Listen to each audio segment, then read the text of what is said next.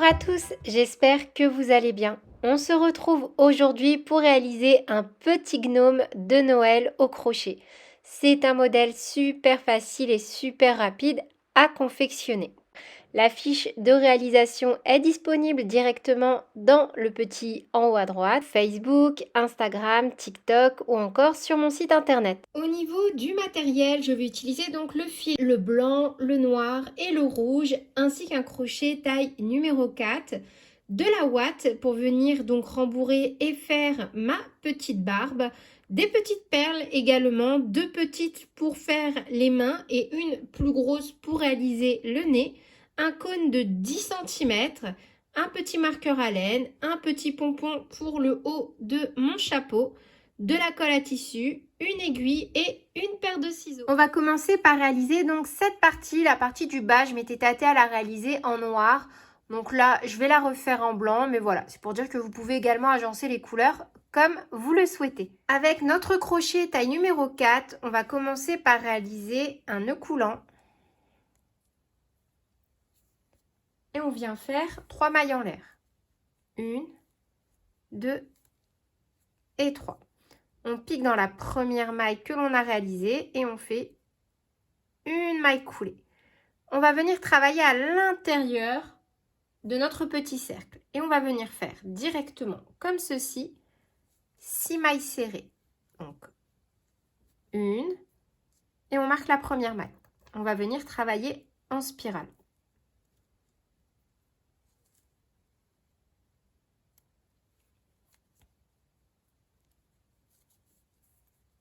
2, 3, 4,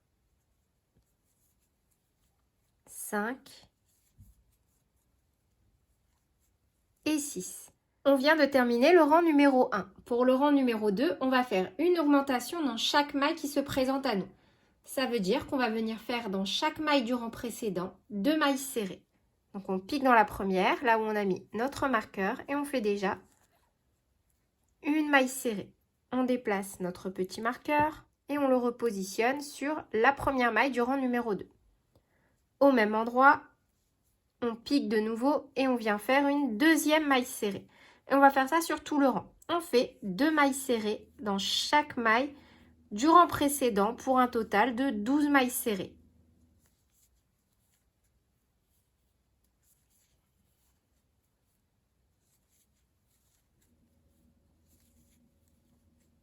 Pour le rang numéro 3, on va faire une maille serrée, une augmentation et on va répéter ça 6 fois pour un total de 18 mailles serrées. Donc on va répéter la séquence suivante. On pique dans la première maille du rang précédent, là où on a notre marqueur. On fait déjà une première maille serrée et on déplace notre marqueur. Dans la maille suivante, on pique et on fait une augmentation. Donc on fait 2 mailles serrées. 1 et 2. Et on va répéter cette séquence sur tout le rang. On va faire ça 6 fois. Une maille serrée, dans la maille suivante, une augmentation. On termine donc le rang numéro 3 avec un total de 18 mailles serrées. Pour le rang numéro 4, on va faire 2 mailles serrées, une augmentation, 6 fois pour un total de 24 mailles serrées. Donc dans la première maille, on vient faire une maille serrée, on déplace notre marqueur sur la première maille du rang numéro 4. Donc on a fait une maille serrée, dans la maille suivante, une maille serrée, donc deux mailles serrées. Et dans la troisième maille, on fait une augmentation. Et on va répéter cette séquence sur tout le tour. Donc 2 mailles serrées, 1, 2, dans la maille suivante, une augmentation.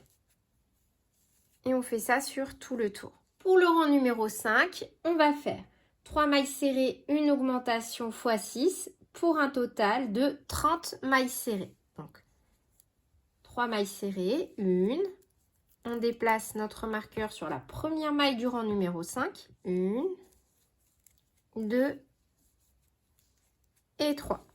Dans la maille suivante, une augmentation. Et on fait ça sur tout le tour. 3 mailles serrées. 1, 2, 3, une augmentation. On vient de réaliser donc cette partie-là. Maintenant, on va venir faire encore avec notre fil blanc un rang de 30 mailles serrées, sauf qu'on ne va travailler que dans le brin arrière. On retire notre marqueur et on va faire une première maille serrée en ne piquant que dans le brin arrière. Et on remet notre marqueur sur la première maille du rang numéro 6. Et on fait donc 30 mailles serrées en piquant toujours, donc pas dans les deux brins, mais seulement dans le brin arrière.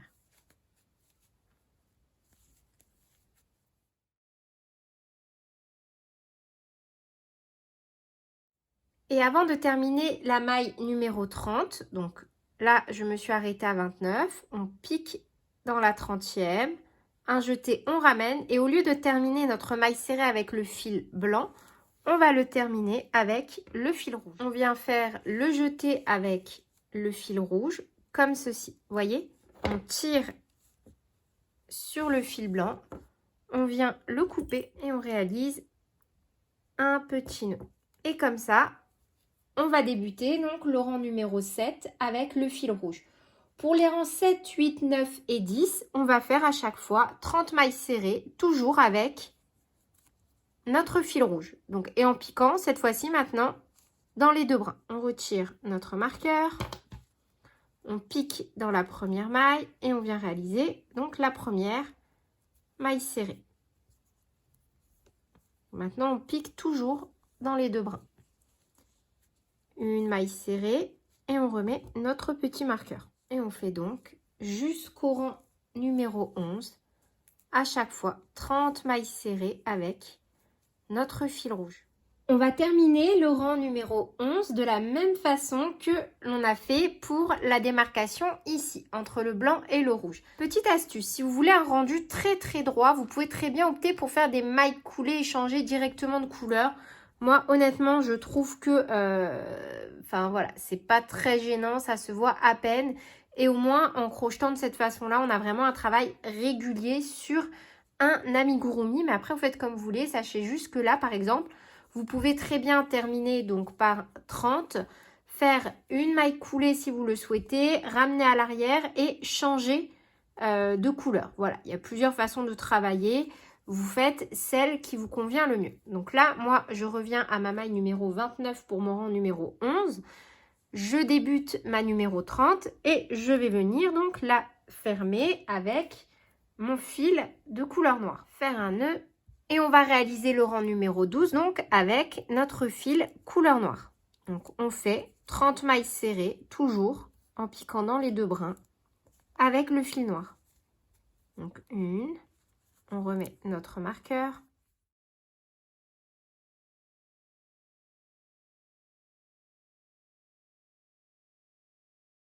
Et on va repasser donc à la couleur rouge. Donc on termine dans la maille numéro 30 de la même façon pour changer nos fils. Et pour les rangs numéro 13, 14, 15 et 16, on va faire à chaque fois 30 mailles serrées. Donc une maille serrée dans chaque maille du rang précédent sans faire aucune diminution. Une fois que l'on a terminé le rang numéro 16, on va passer aux diminutions pour les rangs numéro 17 et 18. Donc là, vous voyez, encore une fois, on a un décalage comme ceci, ici et ici. Moi, je trouve ça absolument pas grave. Après, si vous, ça vous embête, comme je vous ai dit, vous pouvez très bien faire une maille coulée, fermer le rang et reprendre normalement. Donc, on va faire la séquence suivante. Donc, 3 mailles serrées. Une, on remet notre petit marqueur comme ceci. Et donc 2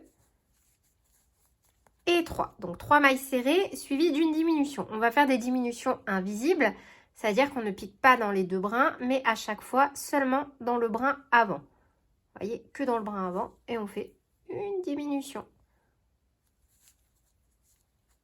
Et on répète cette séquence sur tout le tour. Donc 1, 2, 3 mailles serrées, une diminution. Et à la fin donc, de notre rang numéro 17, on doit avoir un total de 24 mailles serrées. Et on termine forcément le rang numéro 17 par une diminution. Pour le rang numéro 18, même principe. On fait 2 mailles serrées, une diminution x 6 pour un total de 18 mailles serrées. Donc, une, on déplace notre marqueur, 2, une diminution. Et on répète ça donc sur tout le tour. 2 mailles serrées, une diminution. Et on termine par une diminution. Donc là, on a terminé le corps de notre petit gnome. Donc dans la première maille du rang, là où on a notre marqueur, une maille coulée, on tire sur la boucle, on la ramène en arrière.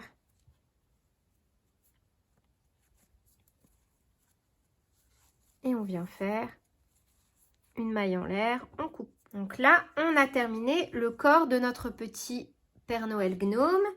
Et là, on peut déjà, si vous le souhaitez, mettre de la ouate. Après, la petite astuce, si vous souhaitez quelque chose de vraiment très rigide, vous pouvez très bien mettre un rouleau de carton ou rouler une feuille cartonnée, mettre du scotch et venir la glisser à l'intérieur. Quand je faisais des petites décos comme ça, alors c'était surtout pour Halloween, je venais mettre des renfaux avec du papier cartonné.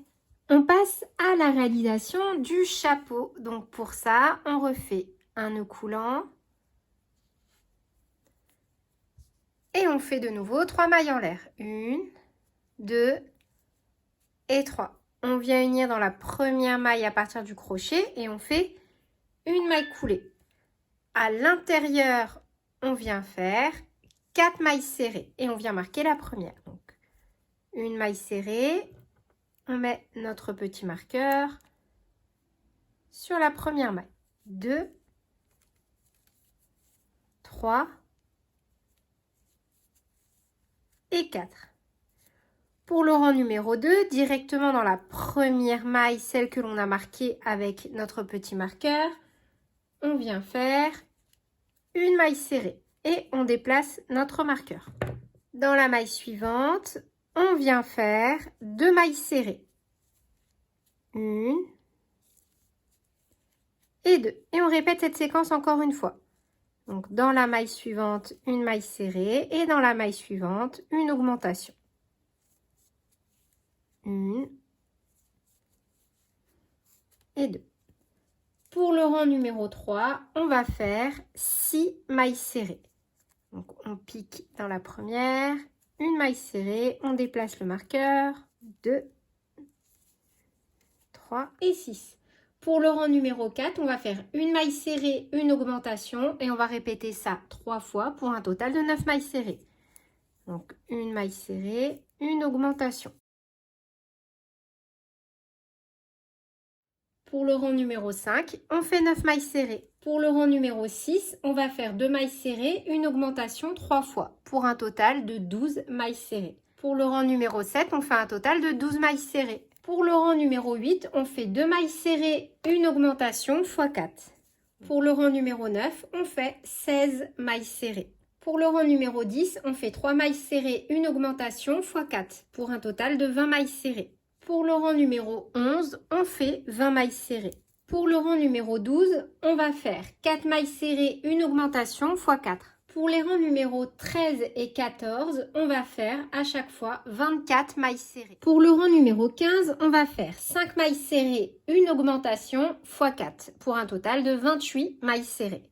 Pour le rang numéro 16, on fait 6 mailles serrées, une augmentation x 4 pour un total de 32 mailles serrées. Pour le rang numéro 17, on fait 32 mailles serrées. Pour le rang numéro 18, on fait 7 mailles serrées, une augmentation et on répète ça 4 fois pour un total de 36 mailles serrées. Pour le rang numéro 19, on fait 8 mailles serrées, une augmentation x 4 pour un total de 40 mailles serrées. On termine par une augmentation. Du coup, là, je vais vous montrer comment procéder à un changement de couleur différemment. Comme ça, si vous préférez cette technique, je vous aurai montré en image comment la réaliser également.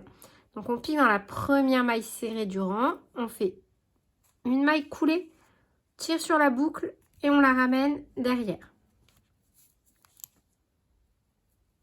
Une maille en l'air et on coupe. On va venir rattacher notre fil blanc. On va faire seulement un tour. 40 mailles serrées avec le fil blanc. Donc on pique dans la première maille, un jeté autour du crochet. On passe une maille en l'air et on fait un petit nœud. Au même endroit, on vient réaliser une maille serrée et on fait un total de 40 mailles serrées et 40. Je vais encore vous montrer une autre technique pour fermer. Donc après, comme ça, vous avez un pêle-mêle de techniques et vous faites comme vous voulez. Donc là, pour fermer dans la dernière maille, on va laisser un peu de fil. On ne fait surtout pas de maille en l'air. On ressort le fil. On prend l'aiguille et directement dans cette configuration, on va piquer dans les deux brins, passer l'aiguille comme ça, dans les deux brins de la première maille et tirer. Donc là, vous voyez, notre fil, il est passé de là à en dessous les deux brins ici, de la maille suivante, qui est la première maille du rang. On va venir repasser le fil ici, au milieu. Vous voyez là, on a bien la boucle, un V, on passe le fil au milieu.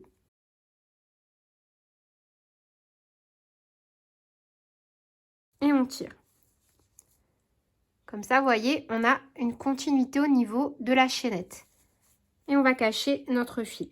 Vraiment, le crochet, il y a plein de techniques très différentes, très variées. Le tout, c'est d'utiliser, de trouver celles qui vous conviennent. Moi, de temps en temps, je change, ça dépend. Voilà, j'essaye vraiment de ne pas me formaliser. Tant que ça me plaît, c'est tout ce qui compte à mes yeux. Donc vous, c'est pareil. Dites-vous que tant que vous aimez le rendu, faites-vous plaisir. Écoutez-vous à chaque fois s'il y a des moments dans les tutoriels, vous voulez changer de façon de faire. C'est à vous de voir. Donc voilà pour le rendu du petit chapeau. Et on va passer à la réalisation des petits bras. Avant, si vous le souhaitez, vous pouvez venir déjà coller votre petite boule blanche. Moi, je vais venir le faire maintenant. Vous voyez, hop, avec un peu de colle à tissu. Vous pouvez faire un point de couture aussi si vous préférez, ou si vous n'avez pas de colle à tissu, c'est à vous de voir. Pour réaliser les bras, on va faire un nœud coulant, 5 mailles en l'air. 1, 2, 3, 4 et 5. On pique dans la première maille et on vient faire une maille coulée.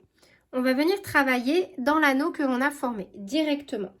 Donc pour ça, on pique directement au milieu, on ne fait pas de maille en l'air et on fait une première maille serrée que l'on vient marquer. Et on va faire un total de 8 mailles serrées. Donc là, on en a fait 1, 2, directement. On vient piquer dans la première maille serrée que l'on a fait, là où on a mis notre petit marqueur, et on refait une maille serrée. Et on vient la marquer. C'est la première maille de notre rang numéro 2. On va réaliser un total de 6 rangs en faisant à chaque fois 8 mailles serrées pour chaque rang. Une fois qu'on a réalisé nos 6 rangs, on termine par une maille coulée et on ramène notre boucle à l'arrière.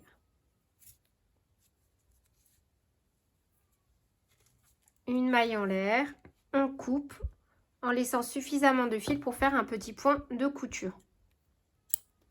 Et on refait la même chose une deuxième fois pour avoir notre deuxième bras. On va maintenant assembler les parties de notre petit gnome. Pour ça, on va déjà passer une petite perle dans notre fil comme ceci et venir la fixer au niveau de notre bras pour venir faire la petite main de notre gnome. On va venir également fixer la grosse perle au niveau donc du dernier rang réalisé du corps et pour ça donc moi je vais venir baliser au niveau de 3 mailles. Donc je pique dans une maille, j'en saute une et je viens fixer mon petit nez. Au niveau du chapeau, donc moi j'ai choisi de mettre un cône et je vais mettre également un peu de rembourrage car j'ai envie vraiment d'avoir quelque chose qui a une bonne tenue. Mais ça, c'est à vous de voir. Vous pouvez également, si vous n'avez pas de cône, mettre simplement du rembourrage. C'est à vous de voir. Et là, maintenant, voilà, à vous de jouer. Il suffit simplement d'assembler chaque partie. Donc, fixer les petits bras.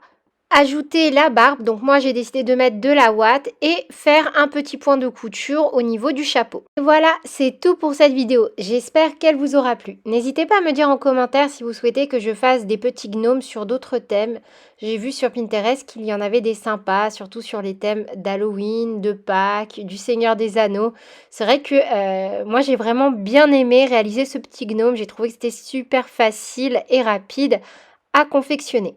Sur ce, je vous fais plein de bisous, prenez bien soin de vous et à très bientôt pour de nouveaux tutoriels. Salut!